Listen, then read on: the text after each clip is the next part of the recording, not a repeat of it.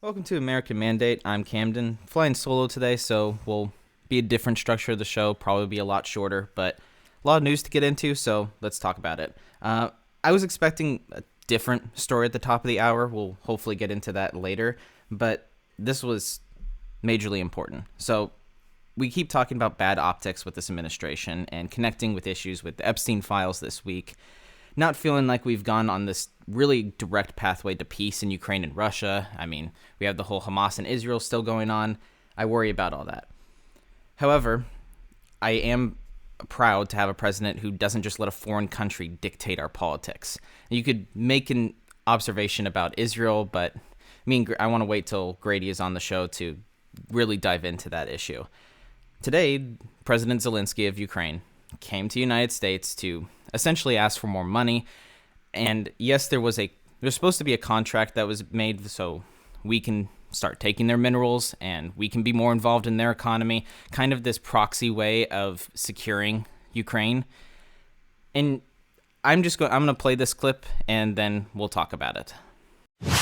Talking about the kind of diplomacy that's going to end the destruction of your country. Yes, but if you are Mr. not President, strong... Mr. President, with respect, I think it's disrespectful for you to come into the Oval Office and try to litigate this in front of the American media. Right now, you guys are going around and forcing conscripts to the front lines because you have manpower problems. You should be thanking the President for trying to bring an end to this conflict. Have you ever been to Ukraine that you say what problems we have? I have been to. Come once. I've actually watched and seen the stories, and I know what happens is you bring them on a propaganda tour, Mr. President. Do you disagree that you've had problems bringing people into your military? We have problems. And do you think that it's respectful to come to the Oval Office of the United States of America and attack the administration that is trying to prevent the destruction of your country? A lot of questions. Let's start from the beginning. Sure. First of all, during the war, everybody has problems. Even you, but you have nice ocean and don't feel now, but you will feel it in the future. God bless. You don't know that. God bless. You don't God know bless. That. You will not have a war. Don't tell us what we're going to feel. We're trying to solve a problem. Don't tell us what we're going to feel. I'm not telling you. Because I'm you're in no answering on this position to question. dictate that. That's Remember exactly this. what I'm not You're in dictating. no position to dictate what we're going to feel. We're going to feel very good. You will feel influence. We're going to feel very good and very You strong. will feel influence. You're right now not in a very good position. You've allowed From the yourself very- to be in a from very the bad very position, beginning and he of the happens war. to be right about From it. the very beginning of the war. You're not Mr. in a Brown, good position. I You don't was have in the cards right now. With us, you start having not playing cards. cards. But right now, you I'm don't. very You're playing serious, cards. Mr. President. You're I'm playing very cards. serious. You're I'm gambling the with the president lives in of war. millions of people. You think- You're gambling with World War What do you- III. what do you You're think about? gambling with What do you World think War about? III. And You- what you're doing is very disrespectful to the country, this country. I'm- It's with back all to respect you. to your Far country. more than a lot of people said very they respect. should have. So there are genuine issues with this meeting, and this exchange is not great. We need to be working towards peace in the region, and America cannot be held responsible for backing Ukraine, where our sole interest is that we don't like Putin. This is a Europe problem, for one, and two, Zelenskyy is not used to being called out on his antics. He continues to play this game around the world, giving tours and ultimately disrespecting President Trump. These may seem like small things, but not wearing a suit, eye-rolling, shrugging, shoot, his grandstanding, I totally understand why they kicked him out. Yes, Zelenskyy was kicked out before he even signed the agreement. So I'm very much appreciative to the president because the world wants to defend Ukraine all the way down to World War III, and that is what the president and the vice president pointed out. Having Zelenskyy sit there and be like, this is how you should feel. No, the president was absolutely right in saying you don't get to tell us how we feel. We are funding Ukraine completely, and they aren't our ally.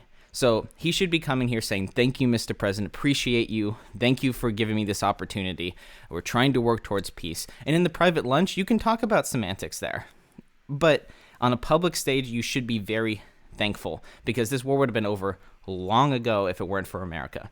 And it's quite sad how the Democrats and warmonger Republicans like Lindsey Graham have just fallen into this and been like, oh, the president of the United States, the vice president is awful. I can't believe it. I'm so embarrassed. I'm not. I couldn't be more proud of my president. And it really opened my eyes on the Ukraine and Russia issue. Yes, Russia engaged Ukraine. Russia attacked Ukraine. Russia felt there was threats from the West, whether it was justified or not, and attacked Ukraine. In a perfect world, Russia would be held fully responsible. They are one of the global superpowers between Russia, China, and the United States. Ukraine is a small piece on the board in the global politics. It sucks. I don't envy that, but we have to stop this killing. We have to stop all the murder. We have to stop all these soldiers and Ukrainian men and women dying. And this goes for Russia too. We do not want this war to continue. It is bad for everybody.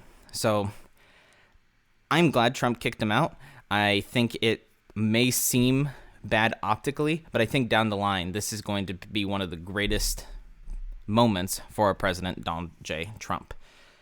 So moving off of that, I want to get into the story that I initially had at the top of the hour. So we have another classic tale in politics. President Donald Trump and or his cabinet does a thing.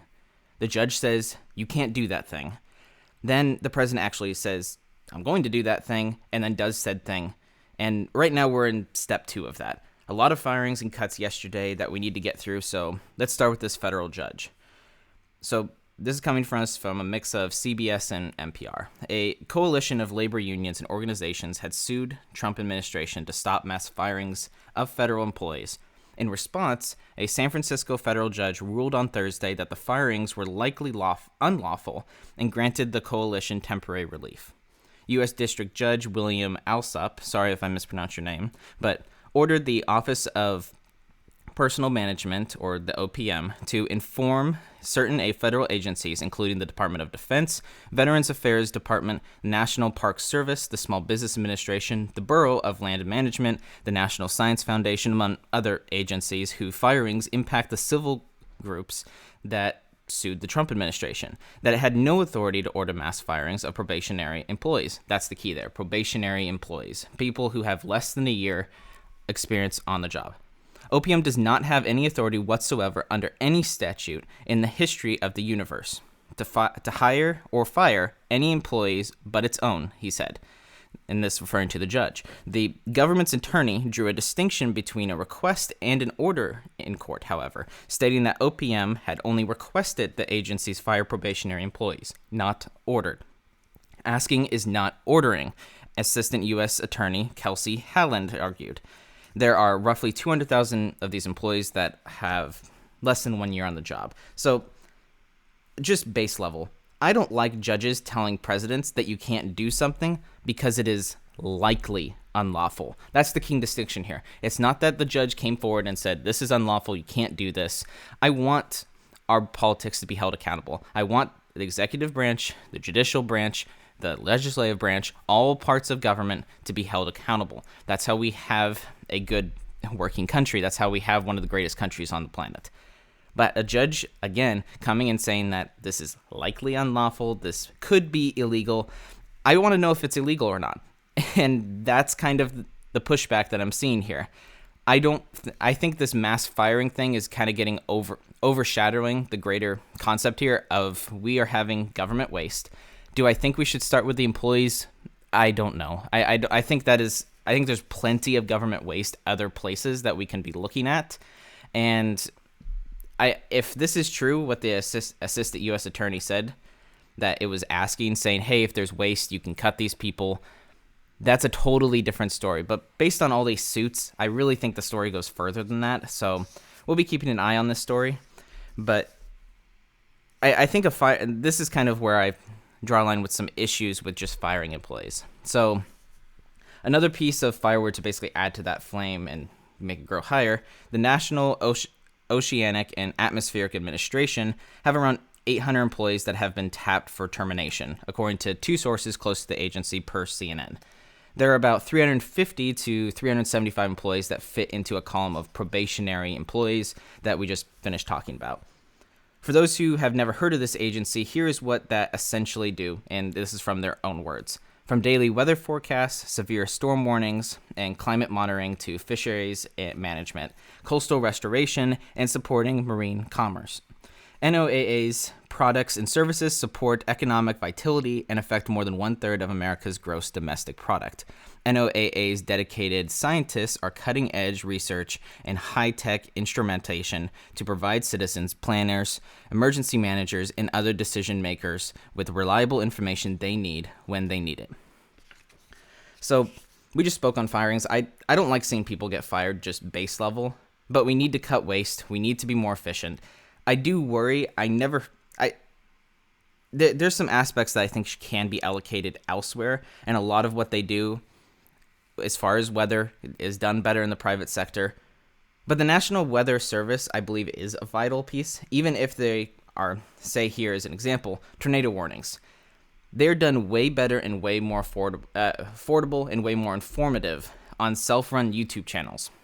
However, NWS is just a better known platform and has more resources nationally that it is easy place to run to. Most of these private YouTube channels or these private companies, they specialize in kind of one section, whereas National Weather Service does pretty much everything, encompasses everything from tornado warnings, hurricanes, earthquakes, you name it, they pretty much cover it. And so I would worry about cutting 800 employees.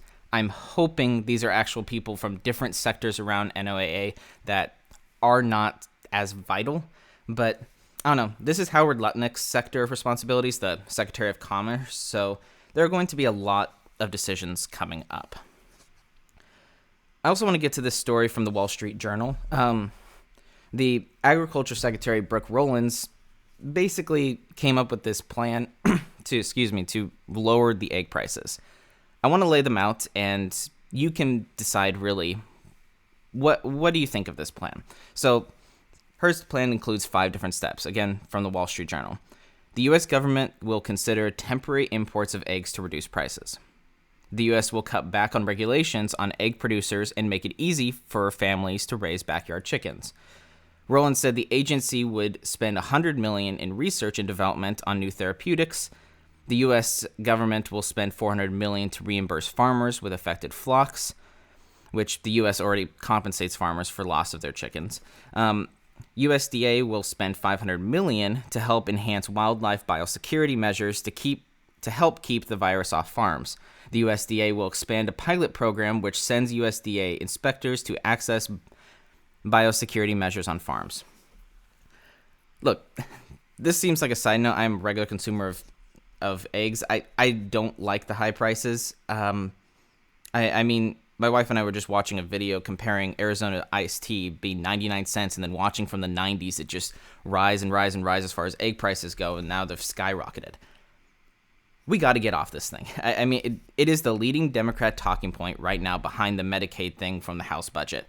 If we don't fix this inflation thing as a whole soon versus trying to fight these small little battles, we will lose the economic argument just in time for the midterms to roll around. I know our Congress is a little dicey right now, but rather have squished Republicans that sometimes go our way versus Democrats that hate the American people's guts.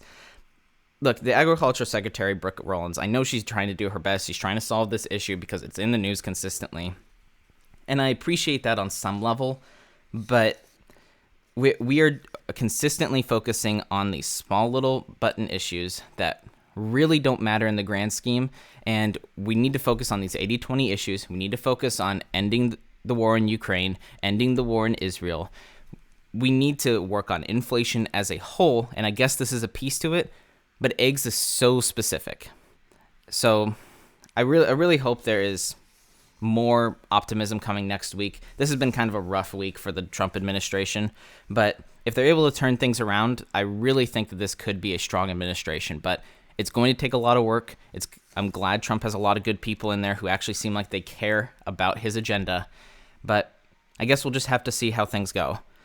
Anyhow, sorry to cut the show short today. A lot going on, but appreciate you coming in, and we've had a whole first week going through, so appreciate you all, and we'll see you next week on Monday. Talk to you soon.